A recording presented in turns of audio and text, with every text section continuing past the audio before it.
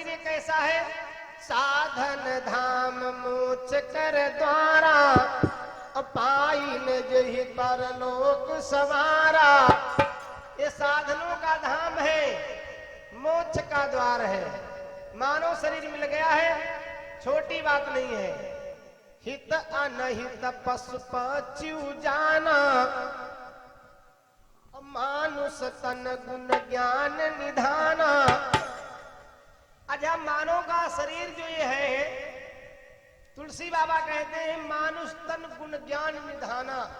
गुण ज्ञान का भंडार भरा है इस मानव शरीर के अंदर। हित और अनहित पशु पंछी भी जानते हैं, लेकिन मानव शरीर के लिए तुलसी बाबा कहते हैं मानुष तन गुण ज्ञान निधाना। गुण और ज्ञान का भंडार है मानव शरीर, इसके पास गुण की और ज्ञान की कोई कमी नहीं। लेकिन आपने किसी पशु को कभी जहर खाते हुए नहीं देखा होगा। आपने किसी जानवर को कभी आत्महत्या करते हुए देखा है? बोलो भाई, किसी पशु को, किसी जानवर को आत्महत्या करते हुए देखा है ना? किसी पशु या किसी पंछी या किसी जानवर को कभी जहर खाते हुए देखा है? नहीं, क्योंकि उनको हित और अनहित बस इतना ही मालूम है। और मानव तंत्र गुण और ज्ञान का भंडार है, मानुष तन गुण ज्ञान निधाना। अब आइए, विचित्र बात यह है, अनपढ़ व्यक्ति चूकेगा तो इकाइयों से चूकेगा। अनपढ़ व्यक्ति से यदि लेन देन में कमी होगी तो 10, 20, 100, 200 की, और पढ़े लिखे लोगों से चूक होगी तो लाखों में। जैसे जो लोग अनपढ़ हैं वो तो 10 गुना 20 गुना 30 40 50 ऐसे जोड़ते। अब आपने निकाला फट से मोबाइल, यदि कहीं प्लस की जगह पर माइनस दब गया, लेना 50,000 है और माइनस दब गया तो 25 में आएंगे, 25 घाटा में जाएंगे। तो कैलकुलेटर बता रहा है 25,000 हुए, तो 25 घाटा में जाएंगे। अनपढ़ व्यक्ति से इतनी बड़ी चूक नहीं होगी। मानुष तन गुण ज्ञान निधाना, इसीलिए पशु और पंछियों से कभी ये दुष्कर्म नहीं होते और वो अपने बिरादरी में सीमित रहते हैं। मनुष्य के लिए तो कुछ लाइन लेंथ है ही नहीं, पता नहीं क्या करेगा, कब करेगा, कैसे करेगा। वाह भाई वाह, क्योंकि ज्ञान और गुणों की खान है मानव शरीर। आइएगा, बड़ी सुंदर चर्चा है। देखो, रामायण कहती है हमें निज धर्म पर चलना सिखाती रोज रामायण।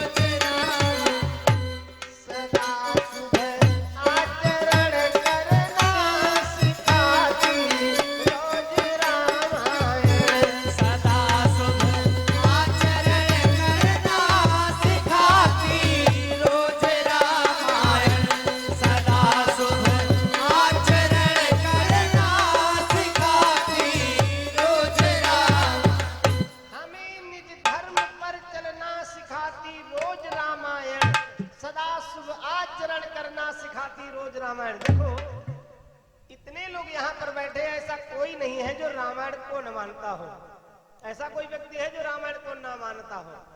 रामायण को तो सब लोग मानते, लेकिन रामायण की नहीं मानते।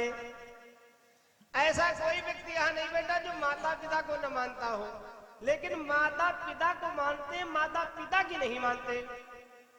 बस कल्याण इसीलिए नहीं है कि रामायण को तो मानते लेकिन रामायण की नहीं मानते हैं। मास्टर साहब को तो बहुत मानते, लेकिन मास्टर साहब की नहीं मानते। मास्टर साहब की माने तो फेले कभी ना हो। इसलिए रामायण को मानना अलग चीज है, रामायण की मानना अलग चीज है। माता पिता को मानना अलग चीज है, माता पिता की मानना अलग चीज है। रामायण में क्या लिखा है? प्रातः काल उठ के रघुनाथा, प्रातः काल उठ के रघुनाथा,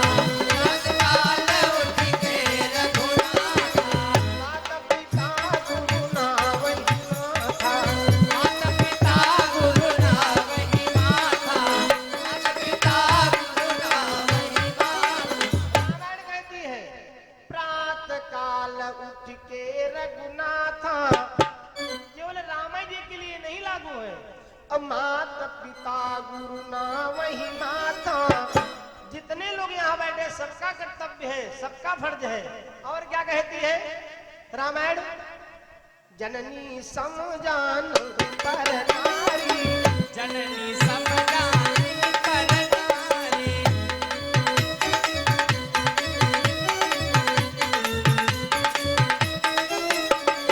जननी समजान पर नारी, धन पराय विष से विष भारी। जननी समजान पर नारी, धन पराव विष से विष भारी। जननी समजान पर नारी, धन पराव विष से विष भारी। रामायण कहती है जननी समजान पर नारी। जननी माने जन्म देने वाली माँ के समान दूसरी की स्त्री को मानना, माँ के समान उसके साथ व्यवहार आचरण करना। और धन पराय विष से विष भारी, दूसरे का धन हमारे लिए और आपके लिए विष तो ठीक होता है, विष से सैकड़ों गुना ज्यादा खतरनाक है, ये रामायण कहती है। लेकिन रामायण की मानने उनके पर ये बात लागू है, रामायण को मानने उनके पर ये बात कहां से लागू होगी। प्रातः काल उठ के रघुनाथ, माता पिता गुरु ना वही माता। ये बात उन पर लागू होती जो रामायण की मानते हैं, जो रामायण को मानेंगे उन पर कहां से लागू होगी। आइएगा, बड़ी सुंदर चर्चा है। मर्यादा पुरुषोत्तम भगवान श्री राम जनकपुर में पहुंचे हैं। नगर दर्शन करने के बाद में राम जी और लक्ष्मण जी गुरुदेव के पास में आए तो रामायण कहती है बार बार मुनि आज्ञा दीनी, और रघुबर जाई शयन तब कीनी। राम और लक्ष्मण विश्वामित्र के चरण दाबने लगे। सेवा करते करते जब रात्रि हो गई, एक बार नहीं बार बार कई बार मुनि आज्ञा दीनी, जाओ राम जी लेटो, रात्रि काफी हो गई। राम जी जाकर के लेट गए। अब लक्ष्मण जी राम की सेवा करने लगे। सबसे पहले विश्वामित्र जी सोए, उसके बाद राम जी सोए, उसके बाद लक्ष्मण जी सोए। रामायण ये कहती है बड़े बुजुर्गों को पहले आराम करना चाहिए और बाद में जागना चाहिए, और नौजवानों को सबसे बाद में लेटना चाहिए और सबसे पहले उठना चाहिए। रामायण का एक एक शब्द काट्य है। अच्छा, जगह पहले कौन उठे लखन निशि विगत सुनी, और अरुण सुखा दुलकान, और गुरु ते पहले जगतपति, और जागे राम सुजान। विश्वामित्र जी पहले लेटे थे, उसके बाद में राम जी और सबसे बाद में लक्ष्मण जी। सबसे पहले उठा कौन?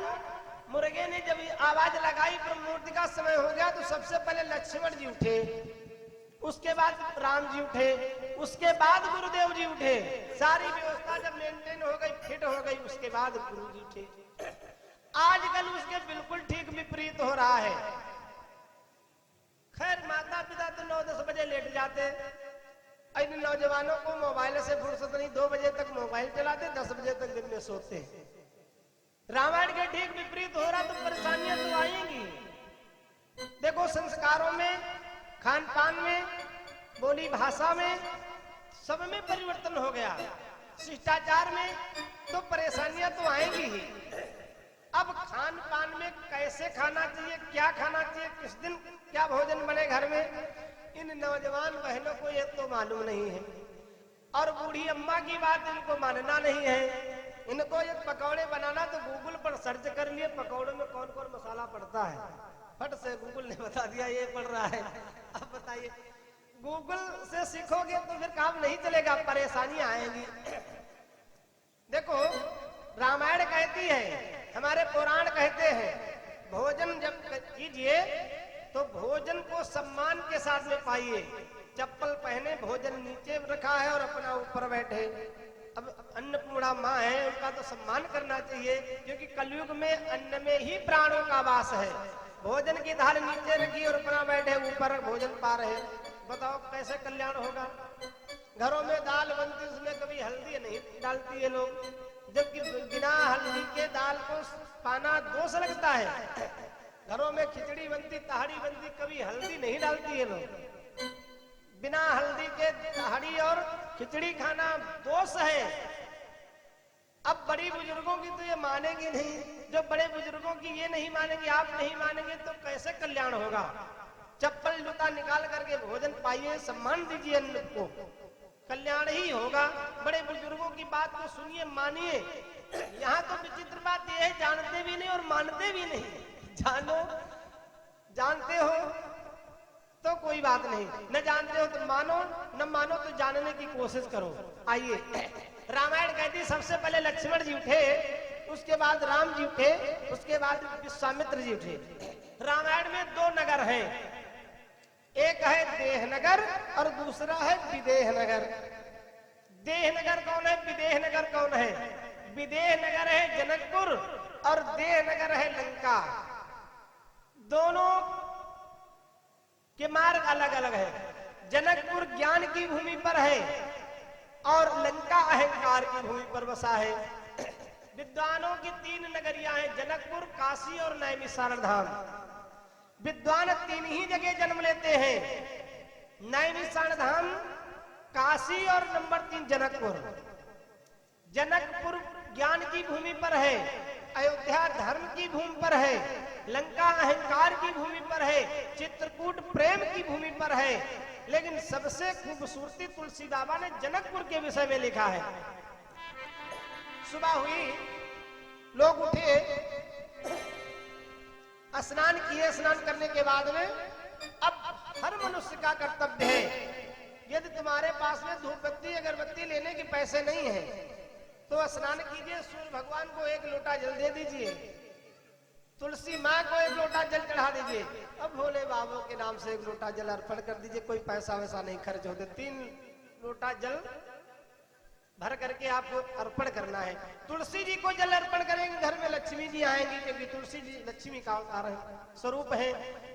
सूर्य भगवान को जल अर्पण करेंगे, आपके दुश्मनों का क्षय होगा। सर से ऊपर जल देंगे तो आपके जो बैरी है वो पराजित होंगे। भोले बाबा को जल जब अर्पण करेंगे तो सब है देव, भोले बाबा है महादेव, प्रसन्न हो जाए, क्या दे दे कोई पता नहीं। ये सब रामायण में पढ़ेंगे तो आपको मिलेगा। आइए, जब सुबह हुई तो विश्वामित्र ने क्या कहा, समय जानी गुरु आय सुपा